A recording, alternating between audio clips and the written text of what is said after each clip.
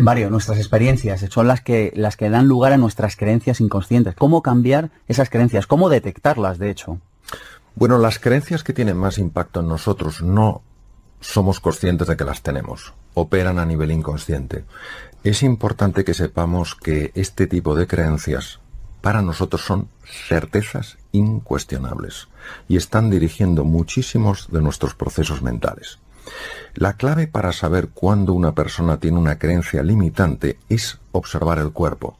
Cuando un ser humano se llena de tensión ante una situación determinada, cuando un ser humano siente que su cuerpo se bloquea, que su mente se nubla, en ese momento sabemos que una creencia limitante se está activando. En lugar de pensar que ese desafío es demasiado grande, yo invito a un momento de paz, un momento de serenidad y hacerse uno a sí mismo una pregunta. ¿Qué me estoy diciendo a mí mismo? ¿Qué me estoy diciendo a mí misma para sentirme tan insignificante, tan pequeño en esta situación? Qué difícil es eso, ¿eh? Es difícil porque las creencias inconscientes tienen, yo lo llamo su propio sistema inmunitario, su propio sistema para preservarse y mantenerse. Es mi experiencia que cuando buscamos espacios de soledad, espacios de tranquilidad, y hacemos esta pregunta y tenemos la paciencia de aguardar, surge una idea de un lugar muy especial. No procede, la sensación es que no procede de la cabeza, la sensación es que procede del cuerpo. Te viene algo, te viene una idea, te viene un pensamiento muy sorprendente, descubres una nueva realidad y lo que notas inmediatamente es como el cuerpo en su totalidad se relaja. Es como si te hubieras quitado un montón de kilos que tenías en la espalda o llevabas en la espalda sin darte cuenta de que los llevabas. ¿Cómo sabemos con qué filtros mentales quedarnos, Mario, y cuáles rechazar? Los filtros son esas gafas de las que tú hablabas, Sergio, que moldean, modulan y alteran nuestra percepción de la realidad. Cuando un ser humano se siente absolutamente impotente para hacer frente a un desafío o un reto que se está encontrando en su vida, no cabe duda que esos filtros están actuando. No quiere decir para nada que el problema no sea difícil, el problema puede ser muy complejo. Cuando tenemos esa sensación de absoluta impotencia es porque hay una creencia limitante. Siempre hay un camino, a lo mejor no un camino para resolver perfectamente el problema, sí un camino para darle una respuesta a ese problema, a ese reto. ¿Todos estamos dispuestos a cambiar? Magnífica pregunta. En absoluto. Muchas personas dicen que quieren cambiar y no hacen absolutamente nada para cambiar. Porque el cambio personal, la transformación, da mucho miedo. Es salirte de esa zona conocida, de tu status quo, y empezar a explorar más allá de las limitaciones que uno mismo se ha impuesto. Cuando nosotros decimos yo soy aquí, nos estamos limitando a una descripción que hemos hecho de nosotros mismos que nos impide absolutamente explorar nuevas posibilidades y nuevas oportunidades para nuestra vida. Es la rigidez con la que nos definimos nosotros mismos la que en el fondo nos está limitando. Cuando una persona se ha definido con un papel, quitarte ese papel es quitarte tu sensación de valor. Empezamos a tener sensación profunda de vértigo y creemos que si expandimos los límites de nuestra personalidad ya no nos reconoceremos a nosotros mismos. Y en el fondo lo que haremos será desplegar y permitir que florezca la verdadera naturaleza, la verdadera realidad que somos. Si una persona ante una situación de crisis, una situación de dificultad, una situación de inflexión en su vida, lo valora como una oportunidad para hacer un cambio fundamental en su forma de comportarse, en su forma de moverse, en lo que sea, en ese momento esa crisis le va a ayudar a explorar un campo nuevo. Si una persona ante una crisis empieza a valorarlo como una desgracia, como un espanto, como algo terrible, la propia emocionalidad que surge de ese diálogo interno le va a impedir encontrar posibilidades aunque las tenga delante de las narices. Es la valoración del evento lo que genera la experiencia en la persona. Hablas de la valoración del evento, Mario, pero ¿y qué pasa con el vocabulario que empleamos? Hay ya muchos estudios científicos muy sólidos que demuestran que cuando utilizamos palabras de tipo negativo y de forma continua, se cambia por completo la constelación hormonal, es decir, cambian las hormonas que hay en la sangre. Las palabras abren cajones emocionales y cajones experienciales en las personas. Por eso la palabra es un símbolo que abre todo un mundo de sentimientos en el ser humano. Las emociones, los sentimientos moldean, modulan nuestra percepción de la realidad. Por ejemplo, si yo ante un problema que es complejo empiezo a decir, es espantoso, esto es horroroso, esto es una desgracia, no hay quien lo resuelva, sin darme cuenta, además esto se ha podido fotografiar todo el proceso con técnicas modernas de neuroimagen, empieza a cambiar el funcionamiento del cerebro. Claro. Y al final el propio problema llega a tener tal envergadura que me siento completamente incompetente e insignificante para hacerle frente. Las palabras no se las lleva el viento, las palabras crean profundas realidades. ¿Cuál es la diferencia entre emoción y estado de ánimo? La diferencia es fundamentalmente cronológica. Nosotros tenemos emociones y vivimos en estados de ánimo. Por ejemplo, si yo por la mañana tengo un disgusto, sí, pues eso me genera una emoción que puede ser de frustración, de desencanto, de desesperanza, de lo que sea. Cuando eso se estanca, se enquista en el tiempo y esa emoción está permanentemente presente en mi vida, eso es un estado de ánimo. Por eso las personas tenemos emociones y vivimos en estados de ánimo. Hay una frase, Mario, que me ha encantado de tu libro, dice así, dice, usted no tiene que convertirse en nadie diferente a quien ya es, porque en su esencia usted ya es perfecto y completo. Cuando a veces oigo todas las críticas que se hacen al miedo, como si el problema del ser humano fuera el miedo, la verdad es que me quedo sorprendido. Si el ser humano no tuviera los circuitos y los núcleos del miedo, no podría sobrevivir. El problema del ser humano no es el miedo, el problema del ser humano es la ignorancia de su verdadera naturaleza. Claro, cuando tú no eres consciente de tus recursos y de tus posibilidades, te asustas ante el más pequeño de los desafíos. Claro que somos ignorantes de nuestra verdadera naturaleza. En un momento determinado de nuestra vida, cuando éramos chiquititos, hicimos una definición, una descripción de nosotros mismos, nos la creímos y ahora vivimos de acuerdo a esa descripción y no de acuerdo a nuestra naturaleza. Nuestra naturaleza, en su conjunto y en su esencia, es perfecta. La palabra perfecta quiere decir completa. Es decir, no somos mecanismos de relojería averiados que nos tienen que arreglar porque no damos la talla. Somos seres excepcionales porque cuando uno es capaz de encontrar y conectar con esa excepcionalidad en su interior, también la puede ver en los demás. Es decir, no es una excepcionalidad, yo soy más que tú, somos extraordinarios. Pues vamos a vivir de acuerdo a quiénes somos. ¿De qué manera alguien que quiera cambiar su vida, su estado de ánimo, le puede ayudar a lograr su propósito hacer deporte? Pues de una manera muy sorprendente y muy potente. Tengamos en cuenta que los estudios que se han hecho en cadáver para calcular la longitud de nervios que conecta lo que es el neuroeje, cerebro, cerebelo, médula espinal, en fin, todo el conjunto del neuroeje con el cuerpo, da una cifra tremenda, 45.000 kilómetros de nervios. Entonces son nervios que mandan información del neuroeje, del sistema nervioso central al cuerpo y que reciben información del cuerpo. Sabemos, por ejemplo, que las personas que hacen ejercicio físico, no tiene que ser deporte, sino ejercicio físico de una manera habitual, media hora al día, andando deprisa, 5 días a la semana, sabemos que aumenta la población de neuronas del hipocampo. Esto se describió en el año 2002. Sabemos que las personas que hacen ejercicio físico cambian su constelación hormonal y son mucho menos susceptibles a los vaivenes emocionales cuando nos encontramos con dificultades en la vida. Sabemos que las personas que hacen ejercicio físico viven más tiempo, sabemos que son menos susceptibles a padecer carcinomas, a padecer tumoraciones malignas. Necesitamos retomar este papel trascendental que juega el cuerpo en todo lo que es la vida completa de un ser humano. Yo te pregunto, ¿cuál es la diferencia entre aceptar lo que sucede y estar resignado? La aceptación solo significa reconciliarse con la realidad, es decir, asumir una realidad sencillamente porque es, aunque no me guste. La aceptación deja de resistirse a lo que es, deja de luchar con la realidad. Es decir, si a mí me diagnostican un tumor maligno, la aceptación no quiere decir que me guste, la aceptación no quiere decir que esté de acuerdo, la aceptación es que asuma que esa es la realidad y con esa realidad ahora tengo que jugar. ¿Qué ocurre cuando yo acepto?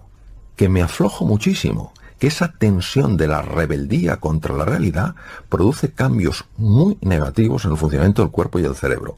La resignación es una actitud pasivo-agresiva Es decir, no es que yo me ponga a dar gritos, no es que yo empiece a dar voces, pero hay una resistencia, hay un rechazo oculto a esa realidad. Sabemos que la actitud pasivo-agresiva, mantenida en el tiempo cuando es un estado de ánimo, produce una elevación de una hormona que se llama cortisol y que es muy negativa en el funcionamiento, por ejemplo, del sistema de defensa, del sistema inmunitario, en el metabolismo óseo, en el funcionamiento del tubo digestivo. Es decir, la aceptación me permite tomar acciones una vez que he asumido que esa es mi nueva realidad.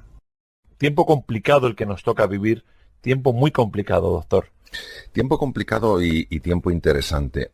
En mi experiencia, para gestionar algo que en su base es incierto, hay que hacer un abordaje bastante indirecto. No podemos negar la velocidad de los cambios, no podemos negar la complejidad de los cambios. Si el mundo es incierto y al cerebro humano le obsesiona la seguridad, le obsesiona la protección, le obsesiona el control, ¿qué podemos hacer para gestionar la incertidumbre? Pues creo que el camino es gestionar la desorientación.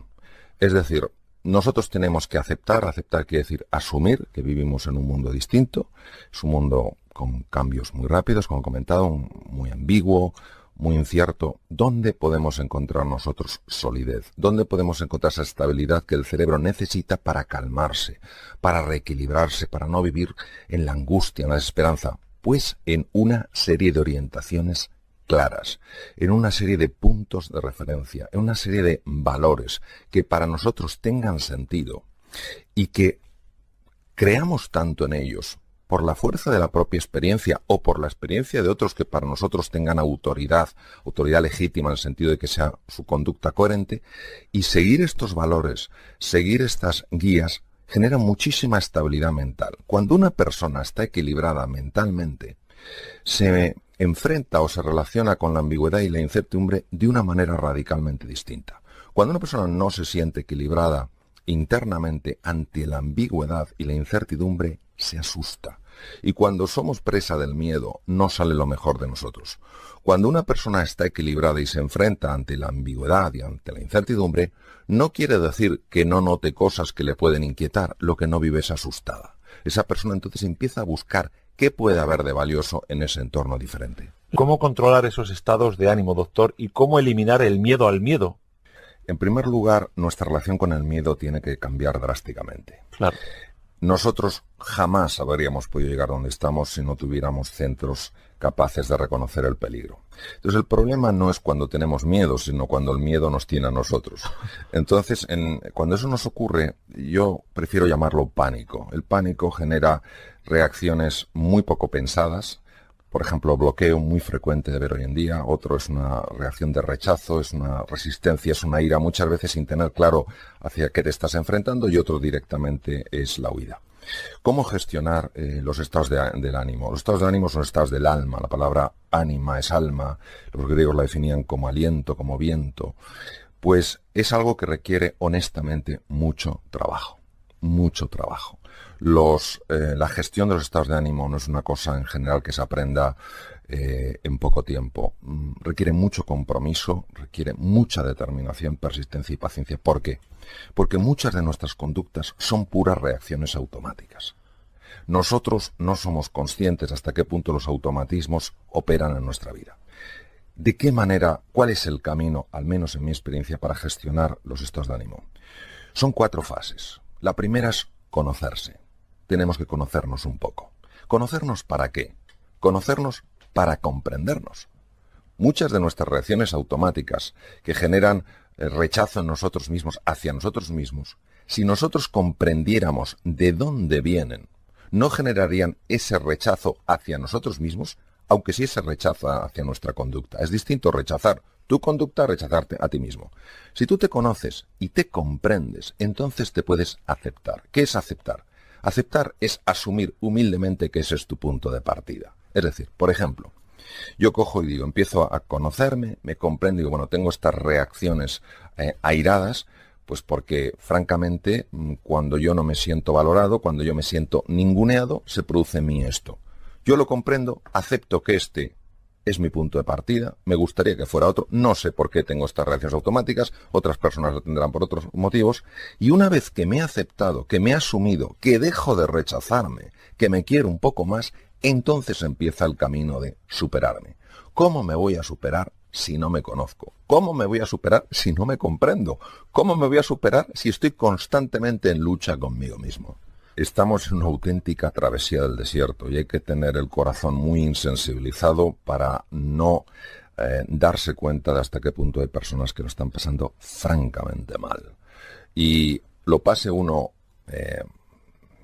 no tan mal, mejor o muy bien, no puede ser insensible al sufrimiento de muchas personas que han hecho todo lo que han podido por salir adelante y no están saliendo adelante.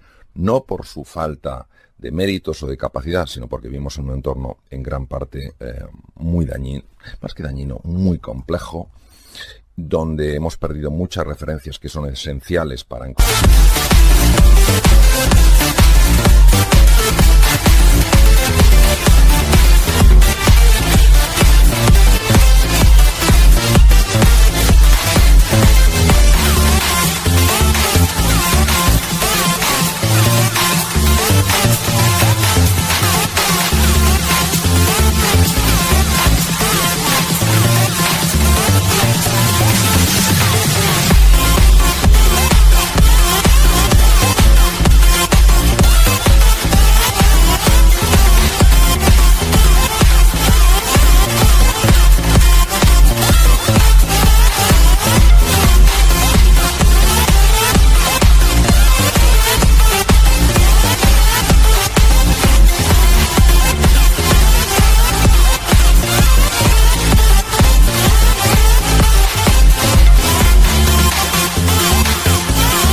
Nuestra felicidad.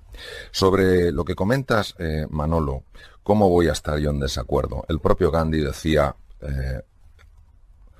en su mundo de la India, una India muy compleja, una India con enorme grado de pobreza, decía, a un pobre no le hables nada más que de pan, no le hables de cohetes, no le hables de cosas raras. Pues lo mismo, es decir, a una persona que está pasando una situación muy compleja, que ve que no puede pagar su hipoteca, que ve que tiene dificultades con el colegio de los niños porque no puede pagar, etcétera, etcétera. Si le hablas de planos elevados, tienes que hablarle, pero conociendo su realidad, entendiendo su realidad. Y el propio Maslow, que es en realidad en los años 30 el que generó todo el estudio de las necesidades humanas y a partir de ahí el resto de los científicos, pues de alguna manera lo que han hecho es seguir sus guías. Él decía que las necesidades fisiológicas son las básicas. Para hablar de la trascendencia, pues tienes que cubrir esas necesidades. Ahora bien, dicho esto, añadiré lo siguiente. Hay personas que pasándolo muy mal no caen en la desesperanza. Hay personas que pasándolo muy mal no caen en el absoluto victimismo. Es decir, incluso en las peores circunstancias externas, ante las peores adversidades, la historia demuestra, no con muchos ejemplos, sí con algunos, que el ser humano es libre para tomar una resolución, que es la siguiente. Yo no puedo cambiar en este momento lo que me está ocurriendo.